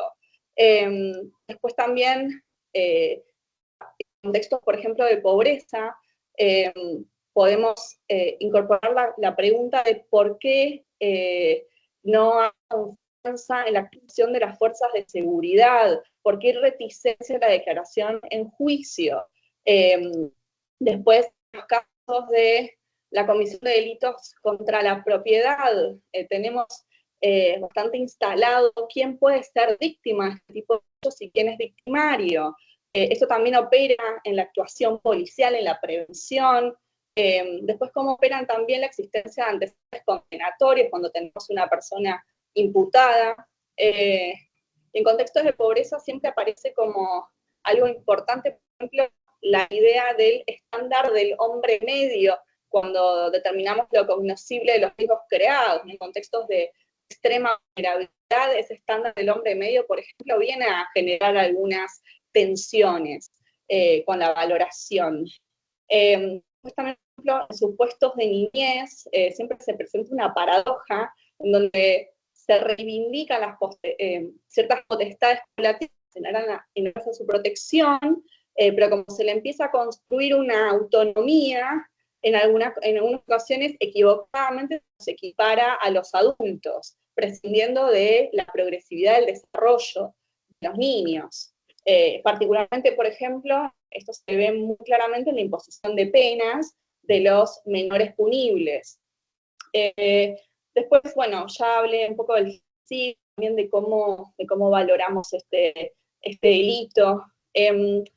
Después que María Piqué, que esto es uno de los textos que tenemos previstos para la clase de hoy, analiza 3 consecuencias muy claras a partir de la falta de incorporación de perspectiva en los casos. En primer lugar habla de discriminación, luego habla de revictimización secundaria y en última instancia de criminalización. Los supuestos de discriminación trasunta, el acto de discriminación trasunta básicamente en la negación de la justicia.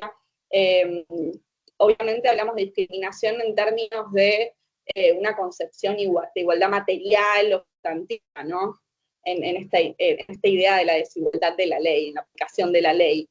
Después, la revictimización secundaria, que viene a ser esta que se produce como consecuencia de la actuación deficiente de los órganos estatales. Ya había adelantado antes esto de cómo se las interroga a las víctimas, si se las culpabiliza por el resultado lesivo, indagaciones en la intimidad de forma impertinente, la negación de investigaciones eficaces. Uno de los casos que últimamente cito bastante es el caso de Lucía Pérez, ese fallo que tuvo una absolución en el primer debate y que la Sala Cuarta de la Cámara de Casación de la provincia anuló, remarcando algunas de estas falencias que estoy señalando. Y en último caso, se dan también supuestos de criminalización cuando no corresponde que ocurra.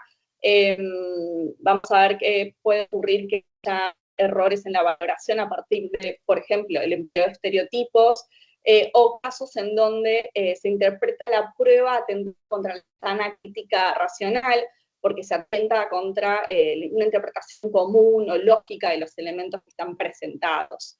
Leo, si querés, podemos seguir con la filmina que sigue. ¿Sigo yo? Sí. Vale, perfecto. Bueno, algunas de las cuestiones en que este tipo en la cuestión de la perspectiva de género incide, por ejemplo, en la manera en que hoy podemos pensar cuestiones del derecho. Por ejemplo, el consentimiento en la violencia sexual y relaciones de pareja. Si partimos de que hasta fines del siglo XX hay algunas sentencias que dicen que, por ejemplo, la violación dentro del matrimonio no era violación porque había débito conyugal, cuando en la década de 50 se decía que las prostitutas no podían ser objeto de violación, cuando la violencia sexual, cuando la idea de abuso sexual tenía que ver con la honestidad y no con la integridad sexual, lo que vemos es que hoy, por ejemplo, en esta mirada tiene que ver también con el consentimiento y con la nueva redacción del artículo 119, que en lugar de pensar que tiene, como decía antes en el Código del 21, violencia o amenazas, o creo que algo decía, violencia o amenazas, ahora dice, de cualquier manera no hubiese prestado su consentimiento. Entonces ahora tenemos una mirada sobre el consentimiento que requiere de una perspectiva que no sea sola la del varón, digamos, que es cierto que complejiza. Yo quisiera también aquí mencionar también una cuestión que yo creo que todos los que trabajamos en Derecho Penal en la provincia de Buenos Aires nos encontramos con un gran conflicto ahora, que son las causas de abuso, justamente porque provenimos de un espacio donde todas estas causas eran ninguneadas, donde una mujer iba a denunciar una violación y la respuesta era, ¿está seguro que quieres denunciar? O denunciaba y se llamaba de nuevo y le decía, señor, usted insta la acción penal, como si la denuncia no instala la acción penal. Había una serie de supuestos que lo que hacían eran, de alguna manera, desinhibían la denuncia de este tipo de delitos. Pensemos que el hecho de que sea de instancia privada y se desincentive no solo beneficia a la mujer por el espíritu fori, sino al autor de la violación, ¿no? Entonces ahora cuando pensamos de qué manera hoy tenemos que pensar distinto el consentimiento en los casos de violencia sexual y la relación de pareja, en las cosas de legítima defensa, cómo pensamos distinto ahora la necesidad del medio empleado y la provocación en función de situaciones de violencia sostenidas de una mujer o de una persona que en una relación de pareja no puede salir de una espiral de violencia creciente. Esto, bueno, lo mismo la necesidad racional del medio empleado, que lo repetí, la posición de garante y capacidad de acción en la omisión, que tiene que ver con las mujeres que están imputadas por delitos, que tienen que ver con la violencia que el hombre ejerce sobre los hijos y también sobre ella, y de qué manera una mirada clásica sobre antes la patria potestad y ahora la responsabilidad parental hacía que a la mujer se le imputara de la misma manera que al hombre mediante simplemente una comisión por omisión, y lo que nos encontramos también es de qué manera pensar esta omisión de la mujer como un problema que puede ser de inculpabilidad o no, pero que al menos nos obliga a replantear una lógica que antes era simplemente formal y que no reconocía a veces situaciones de violencia en la que también la víctima era una de las personas adultas. Esto tiene que ver también con la imputabilidad y coacción de la culpabilidad, con la idea de miedo insuperable, pensar de qué manera las formas de coacción no son las mismas en relaciones de pareja, donde la violencia se mantiene de una manera sostenida, cómo esta violencia sostenida, a pesar de conocer una amenaza en el momento determinado, puede implicar de alguna manera una reducción de la capacidad de actuar, y lo que se ve también en los peligros procesales en prisión preventiva, que tiene que ver con cómo las morigeradoras hoy en la provincia de Buenos Aires hay muchas más. Hay un error en general cuando se dice que hay más mujeres detenidas por delitos ligados al narcotráfico que hombres. Esto es mentira. Lo que hay es una proporción entre las mujeres detenidas mucho mayor en aquellas que están detenidas por tráfico de estupefacientes. ¿Está bien? Y en este sentido, lo que se observa es que el propio Poder Judicial reconoce de alguna manera, cuando uno ve que las morigeradoras aparte se dan con mucho más facilidad de una mujer, a veces porque tienen hijos menores de 5, acá hay un problema, un pie de página que yo nunca entiendo. La morigeradora con un menor de 5 es ordinaria y por lo tanto no tiene que quedar firme para que se haga operativa, pero bueno, no importa, a veces a los tribunales lo olvidan. Pero sí reconocemos en quienes trabajamos en todo este tipo de cuestiones en que la situación de la mujer está siendo distinta. Esto se ve quien haga derecho penitenciario. Las visitas a las unidades penitenciarias son de mujeres a hombres. son de parejas a hombres, son de hijos a hombres. Las mujeres que están detenidas, como dijimos antes, generalmente no tienen visita. Son familias, muchas veces son familias monoparentales, no sé si está bien dicho, de una madre haciéndose cargo de los hijos. Y entonces en realidad lo que hay es un reconocimiento de una situación de una mujer distinta a la situación del hombre. Con lo cual acá implica de alguna manera no pensar en individuos como todos hombres de buena voluntad, hombres y mujeres de buena voluntad, todos los hombres somos iguales, todos los hombres y mujeres somos iguales, sino de poder percibir la diferencia.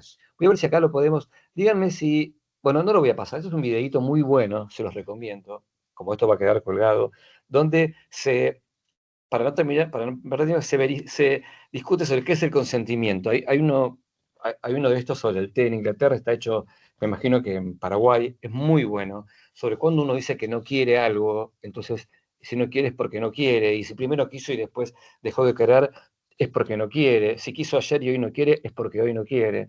Entonces, es muy lindo el video porque equilibra el, cómo entender cuando uno dice que no. Y dice el video, si puedes entender que no quiere tomar tereré, puedes entender que no quiere tener relaciones sexuales, ¿no?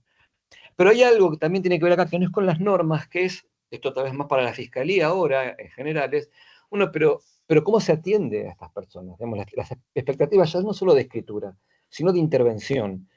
Hace muchos años yo fui a un encuentro sobre tortura en Latinoamérica, que tiene que ver con cuestiones durante las dictaduras en el Cono Sur, y una persona de Chile decía, en Chile, nosotros cuando investigábamos en las comisiones de verdad, no había delitos contra la integridad sexual en las personas detenidas, como sí los había en Uruguay y en Argentina, y esto era, de alguna manera, dentro de lo negativo, era una buena idea que se proyectaba sobre la actividad de los carabineros.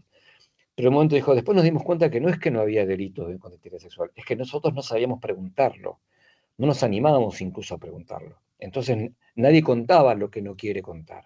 Lo que no quiere contar porque es muy íntimo, lo que quiere contar porque implica una intervención mucho más fuerte con relación a lo que se le está pidiendo a la víctima. Entonces, ¿cómo se atiende a una persona que es víctima por ejemplo, de un hecho de abuso sexual? ¿Es lo mismo a un varón que a una mujer? ¿Es lo mismo a una persona transexual? ¿Se puede tomar declaración por una víctima de abuso en una fiscalía o un testigo en una fiscalía llena de gente donde hay computadoras por todos lados y mientras uno está denunciando un robo, otros están tal vez pensando cuál es el precio del vino en el supermercado, la otra persona está contando lo que significó para ella enterarse que su hijo había sido víctima de abuso por el padre, por ejemplo? ¿No es razonable que una declaración respecto a una víctima mujer sea tomada por una mujer? ¿Cuáles son las preguntas que se deben realizar y cómo se deben realizar? ¿Con qué cuidado se deben realizar? Y esto forma parte de algo que cuando uno se da cuenta es tan básico, ¿no? Nos pasa con nuestros hijos, ¿no? O con nosotros mismos.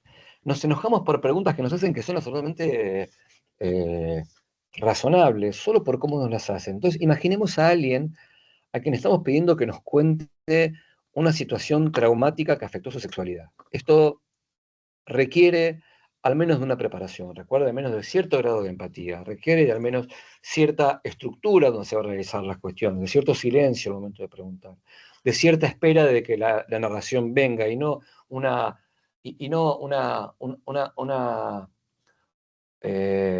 un ataque de preguntas destinados a saber algo que por algún momento, por alguna razón nos interesa más querer saber que permitir a la otra persona contar, porque no olvidemos que es cierto que la función judicial es castigar, pero en estos casos la posibilidad de que una persona a veces pueda contar es uno de los, desde el punto de vista humanitario, un momento que no, que sería sonso dejar pasar de lado, digamos. Ocurre muchos delitos de lesa humanidad. No voy a discutir ahora sobre la extensión de los juicios de lesa humanidad en función de que son durante muchos días, con jueces subrogantes, digamos, la modalidad en que se llevan adelante, no la culpabilidad o no de las personas. Pero los que algunas a veces están en esos juicios cuentan lo que significa para las personas volver a narrar hechos que ocurrieron hace 40 años y de los que fueron víctimas y a veces les fue costoso narrar. Entonces tenemos que simplemente, de nuevo, no ser, porque esto siempre es el justo equilibrio. No ser terapeuta de la persona y sentarse y abrazarla y llorar con ella. Sí que haya un vaso de agua, sí que haya la posibilidad de escucha, sí que la pregunta no sea un ataque, sino simplemente una mera espera de una narración, brindando las condiciones para que eso ocurra. Y para eso está la cámara Gesell muchas veces, ¿no? Pero bueno, la cámara Gesell de nada sirve si quien la lleva adelante hace las mismas preguntas. O sea, de nada sirve no. Es mejor que esté solo con la persona, pero para hacer las mismas preguntas que haría fuera de la cámara Gesell, lo que hay es una pérdida de riqueza innecesaria. Innecesaria. La cámara Gesell es paciencia, la cámara Gesell es preguntar otras cosas, la cámara Gesell es intentar que la persona pueda estar cómoda en un ámbito para poder narrar, estamos hablando sobre todo de niños, adolescentes o personas con algún tipo de discapacidad. Entonces, claro, la famosa palabra que se dice siempre en este tipo de delitos, revictimización, porque se llama de nuevo a citación, porque hay intromisiones en la privacidad con exámenes innecesarios, porque a veces no se adoptan medidas de protección, a veces porque no se puede, a veces porque ciertos espacios de la provincia de Buenos Aires son tan precarios que solo se le puede prometer a la persona la buena voluntad y la posibilidad de encontrar la mayor eficiencia, pero a veces no se le puede prometer que la persona nunca va a volver a su casa y nunca se le va a aproximar. Entonces, ¿cuáles son las medidas de protección más adecuadas? ¿Cuáles son las formas que dentro del todo pueden ser más eficientes? Lo que dije antes, dónde se recibe la declaración, quién y cómo se pregunta, y a veces la excesiva preparación y cuidado por la cámara Gesell, que lo que genera es en realidad una violación del derecho de defensa.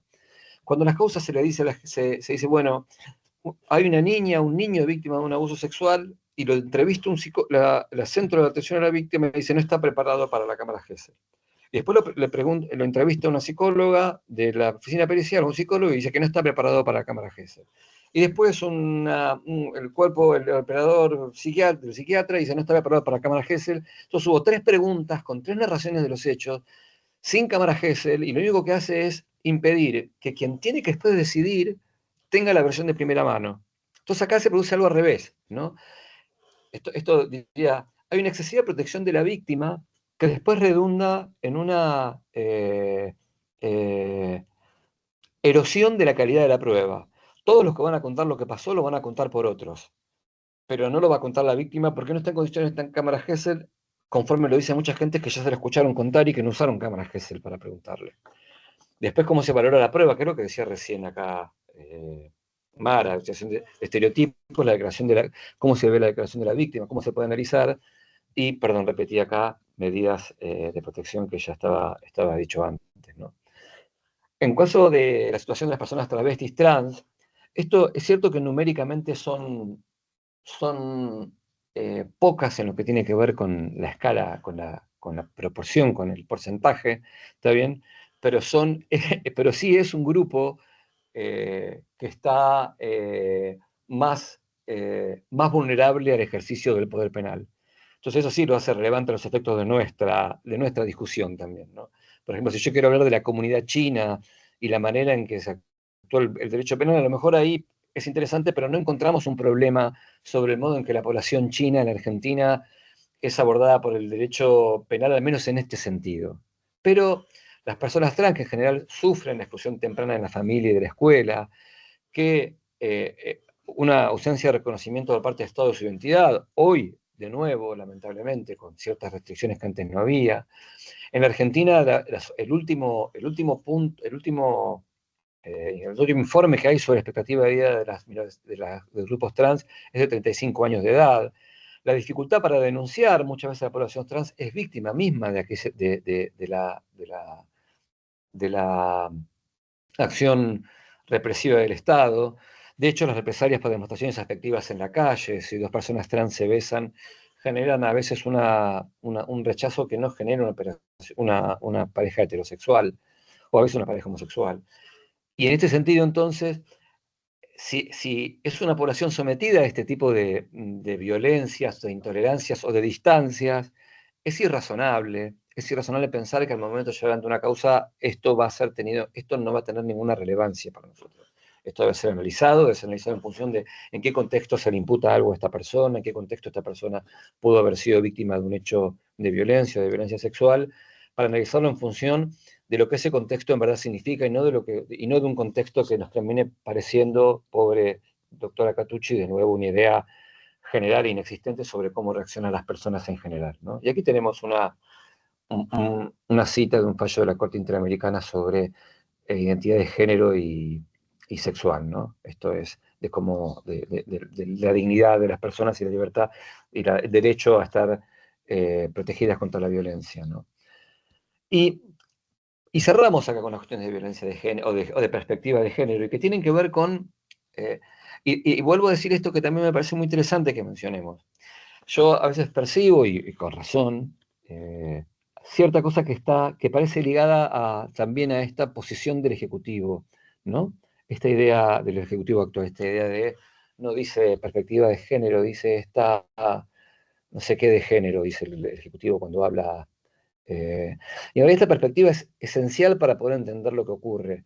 Es cierto que solo problematiza, o no mejor dicho, también problematiza. También problematiza porque textus unus, testis unus, testis nullus, decían en la prueba tasada. Pero ahora resulta que nos encontramos con que somos el Estado, protegemos a las víctimas por los delitos que se cometieron contra ellas y sancionamos a los que lo cometieron.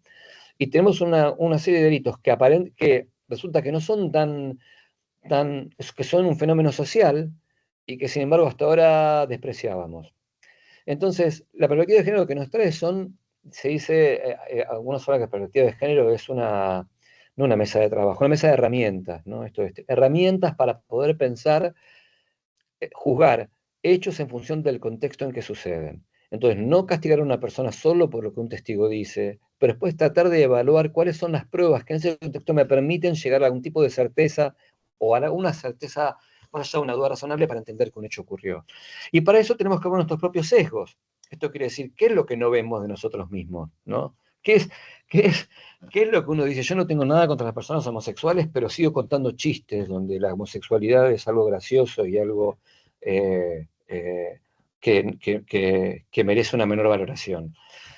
Con esto no estoy diciendo, también de nuevo, esto parece terapia, no estoy diciendo entonces que disciplinemos nuestro hablar para que, para que no digamos cosas que no se deben, porque si las decimos está mal y de esa manera perdemos espontaneidad. No estoy diciendo que esto haya que hacerlo o no haya que hacerlo. Estoy diciendo que reconozcamos que nos pasa esto para poder entender de qué manera tal vez estamos mirando el mundo de una manera que también tampoco no percibíamos. Y como tenemos que acusar, tenemos que defender y tenemos que juzgar, esto es relevante, ¿no? Acá habíamos notado en un momento, en Clarín decía, intervención quirúrgica, apareció un donante y estaban ellas para operar. Hicieron historia en Argentina. ¿Por qué hicieron historia en Argentina? ¿Por qué hicieron historia en Argentina? Porque son solo mujeres. Solo mujeres. Entonces, bueno, ¿cómo? O sea, entiendo que esto, que uno lo puede leer como una reivindicación de la condición de la mujer, pero aquí aparece como, mirá que es como lo extraño que sea que mujeres lleven adelante una operación exitosa. Y después acá los dos traemos es un fallo por el cual los jueces tuvieron no sé si tienen un pedido de juicio político, en donde una chica que había sido abusada por, no sé si era el padre o el abuelo, creo que el padre, había menor, que quedó embarazada, le autorizaron el aborto porque antes de la legalización, porque efectivamente no necesitaba ninguna autorización, había sido violada por el padre, y los jueces entendieron que era mucho más grave el aborto que la violación, porque iba contra la vida, y la manera en que escriben, el hecho en que habla de uno lee el texto, y el texto tiene una fuerte impronta religiosa, los poderosos de la tierra, que es una referencia cuasi bíblica, y una fuerte crítica a la ley vigente en función de las propias convicciones de los jueces. Y por último, pensar de qué manera la perspectiva de género, a mí, la perspectiva de género, y con esto cierro, lo que tiene de más interesante a mí me parece, pero esto es muy personal, es que al mostrarnos que hay cosas que no veíamos, nos permite ver otras cosas que no veíamos. O sea, es decir, no, yo no tengo que pensar esto solo como una reivindicación de las mujeres, ¿no? O mejor dicho, puedo pensarlo, pero mi sensación es, pará, este derecho formal, esta idea de igualdad ante la ley, esta idea, por ejemplo, cuando uno ve un delito de usurpación, por ejemplo, respecto de personas que están en situación de calle, respecto, supongamos, de un terreno fiscal. Yo no estoy defendiendo la ocupación de terrenos fiscales por personas que están sin techo. Lo que digo es, y lo que conviene decir, yo no sé si ahora agregamos acá el texto de un autor llamado Álvarez Nakagawa, es que lo que sí hay que reconocer es el conflicto de derechos. Esto es lo que no puede ser negado. Para dar después una solución que a lo mejor es la de la persona no tiene derecho y no está justificado a invadir este terreno fiscal mediante ingreso mediante clandestinidad para que sea usurpación. Pero lo que no puedo decir es que si la Constitución me dice que todos tienen derecho a una vivienda digna, y aunque digamos que esto no es, no es operativo, sino que esto es programático, hay una tensión entre derechos que yo debo al menos reconocer. ¿Está bien? Entonces, la sensación que tengo es que esto me permite pensar en otras perspectivas que antes negaba. Por ejemplo, yo no sé si está bien que haya una legítima defensa privilegiada para mujeres en situaciones de violencia de género. Pero sí sé que desde el 21 hay una legítima defensa privilegiada para quien defiende su propia propiedad o la casa donde vive. Y ahí no me parecía loco que esto pasara. Y resulta que en realidad cuando está dentro de la casa tiene que tener resistencia. Entonces, si yo, resulta que para la moral del siglo de 1921 había ciertas protecciones de bienes jurídicos a las que les habilitaba un privilegio, una legítima defensa en lo que tiene que ver con la presunción juris tantum. Entonces, a lo mejor otras variables, pensar cuáles son en 2025, 104 años después, casi el magic click, más que magic click dura el Código Penal, lo que estamos pensando es si es válido pensar, no solo para pensar como una reforma del Código Penal, sino para pensar en de qué manera los jueces evaluamos aquello que debe ser resuelto. Les contaba, creo, cuando vimos interpretación, cuando Lanteri de Lanchot luchó por el voto de la mujer, un fiscal en un momento dijo, la ley dice ciudadanos, no ciudadanas. Esto sería impensable. Estamos mirando las leyes, el derecho viaja en el tiempo y nuestras concepciones van variando. Cuando se habla de derecho a la intimidad y de la protección de la intimidad, es evidente que la intimidad hoy tiene un concepto un poco distinto de lo que era antes, porque ahora la intimidad está dada por las redes sociales, por la propia exhibición de la propia intimidad, porque la intimidad en el allanamiento era entrar a una casa, en las cartas era abrir una carta, y ahora es tocar un botón e ingresar no solo a lo que una carta dice, sino a las cuentas corrientes, a los teléfonos, a las fotos, a los mensajes de infidelidad, a la medicación que se toma, a los problemas psicológicos, a las confesiones que se le hizo a un amigo. Entonces, la idea es que poder pensar el derecho de manera, no solo, acá mezclé dos cosas, no de manera actualizada a nuestros valores de hoy, sino también de manera de cómo estas perspectivas nos permiten pensar en si cuando hablamos de niñez hay perspectivas que estamos, eh, que estamos olvidando. Esta la idea del niño como diablo que mata y que entonces debe ser penado. ¿Cuán lejos estamos de esa niñez? Quienes tienen hijos de 14 años o 15 años, tal vez pueden entender de que hay algo en la punición que ahí que está haciendo mucho ruido.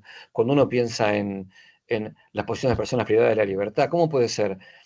¿Cómo puede ser que en una causa de ejecución penal, cuando se analiza analizo una persona que está en la 32, no sé, en la 23, Florencio Varela, y donde veo que, según la Comisión por la Memoria, hay 300%, no sé en cuál, no sé si es otra, no es una de esas, hay 233% de población, según la Secretaría de la Aplicación de la puesta en funcionamiento de la sentencia de la Corte, hay 100%, ponerle.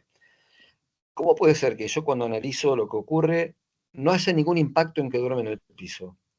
No haya ningún impacto que en el Zoom, una vez por mes, alguien saca una faca e intenta matar. No digo que pase esto en sanidad, digo, pero ¿por qué esas cosas no forman parte de la mirada sobre que se está teniendo sobre la cuestión psicológica? Si va a un buzón donde hay una persona y hay tres, esto no forma parte de. Pareciera que esto no guarda huella en la psique de las personas detenidas. Entonces, no trabaja, no estudia, esto es muy conocido. Bueno, pero no hay cupo. O sea, ¿entendés que si no hay cupo no puede perder? Es cierto que a lo mejor no quiere trabajar, pero está a la espera de cupo. No puede trabajar. Entonces, la idea de la perspectiva es empezar a pensar, no perspectivas para perdonar o para justificar todo. Bueno, no trabaja. Bueno, a lo mejor ¿Entendés? A lo mejor trabajaba y dejó de trabajar, dejó de asistir, se llevó mal con los compañeros. Pero no tener una mirada sobre aquello que se juzga, que pierda la perspectiva en la que está, la perspectiva que decir, que pierda poder pensar el contexto en el que esto pasa. En base a esto que dejamos para el final, esta es una simple reflexión, no se cumple en general, ahora sí se empieza a cumplir, ahora creo que hay una regla operativa, está la protección de datos, o sea, que las víctimas y los jóvenes en conflictos con la ley penal no aparezcan en las decisiones publicadas por los tribunales, que tiene que ver con la protección de su intimidad. Bueno, con esto terminamos la clase de hoy. Es la clase número 3, o el encuentro número 3, y nos encontramos entonces el viernes que viene. Si no hay alguna pregunta que queda, nos quedan 5. Hay pocos presentes, muchos anotados, con lo cual imagino que verán grabada, y si lo ven grabado, no me pregunten nada de la pantalla porque no voy a estar. Están viendo mi pasado, están viendo el 22 de agosto del 2025. Bueno, les mandamos un abrazo y nos vemos el viernes que viene.